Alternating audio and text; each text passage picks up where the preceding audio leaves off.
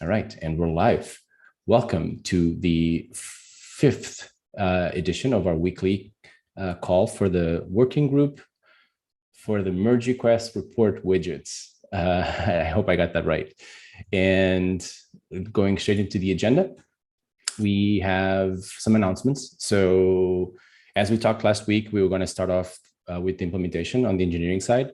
And there's two efforts, and both of them have kicked off. So we have the effort of adding support for the UX framework to the core components that has been started. Phil has already started picking those up. You can see that on the list, on the issues list, on the link in the agenda. That's ongoing, and you can expect more news coming in the upcoming weeks so that we can keep up to speed with what's happening there. Phil, do you want to add anything that I might have not included? Nope. How does it feel to actually get your hands on it? I don't know. You've been dying to get to it. All righty. The other part that is that has started, I can't see everyone on my Zoom, but so Peyton is not on the call. No, but Peyton has already started to find bugs, which is great, and we'll go to that in just a second. But that's the other effort, is to adapt the existing widgets to using this core component. I see a couple, at least two issues already set to 14.4. One has been picked up by Daniel Tian. He hasn't been able to attend this call because time zone is hard, and Hawaii is really early at this point. Hi, Daniel, if you're watching the recording. So he has assigned it himself to the security one. I'll check in with him to see if he's already started on that, if he needs any support. But it feels like we're starting with load performance and browser performance, which is good news. Those are the simpler ones that we're hoping to find the most immediate bugs, and then we'll grow from there. Right, that's the, anyone else has any announcements to make to the group? No? All right, then we move over to the discussion items, although I don't see Tim Noah on the call. So Kai is out of office. Oh, you are? Yeah, I'm here. Oh man, hi. Oh, there you go. I had another page on my face list. Sorry, Tim. So I just wanted to check if you had the opportunity to catch up with Kai about the process for contributing to this in the future. Have you had a chance to talk? Do you have any questions, any things to share with the group? So nothing concrete, but just to give you a kind of a high-level overview, my thoughts now have slightly changed from the first time we started talking about this. I actually think that the initial documentation is actually good enough, especially when it talks about the getting started section, validation backlog, and problem validation. I think when it comes to specifically the merge request widgets, I don't think that we need a completely separated flow of contribution. I think the already established merge request page kind of documents quite thoroughly. There are some things that I wanted to run by Kai, but since he's out of office, it may be a little bit difficult. But at high level, my position has changed. I was quite gung-ho in coming up with a completely parallel workflow, but I think that may just add noise and maybe even cause confusion going forward. So if anyone else has anything to add to that, I would love to hear it. Thanks, Tim. I would add that I think that speaks to that process already in place. It hasn't been very used as far as I know so far. But I think eventually what we'll do is just interlink the documentation of the code or anything like that about the merge request report widgets.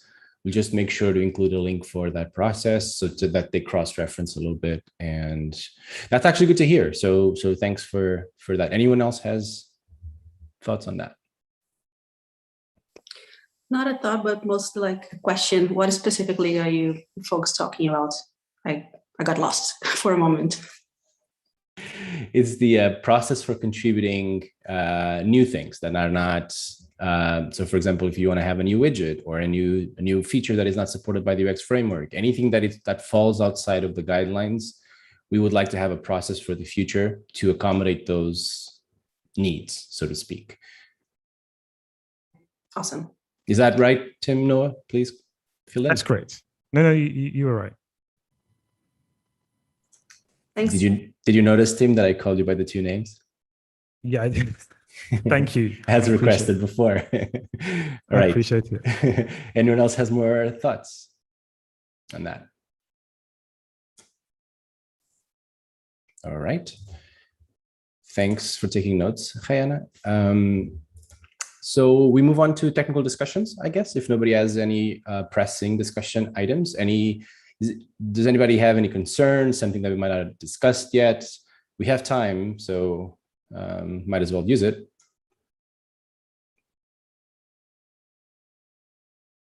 All right, then we move on to technical discussions. Phil, you got the floor. So the Peyton noticed an issue that the extensions weren't rendering within the widget itself. I'd removed the code because it wasn't needed anymore whilst after I'd done the initial extensions. So there's a merge request there that adds it back in. But as I added that back in, I just noticed there's a weird bug that causes like some JavaScript error when it re-renders. So I need to create another merge request for that one.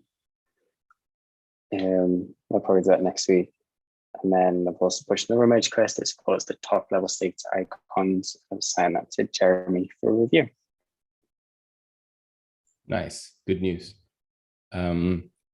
Yeah, our just so that I understand, and I don't know if Peyton is still on the call, but the question I have right now, have we decided any sort of system for feature flags? How are we going to coordinate that? That we're off. Scott? He's not on call right now. That's a good question. We haven't talked about it yet. He has a point at the bottom about his work in progress, so we can probably start the discussion there.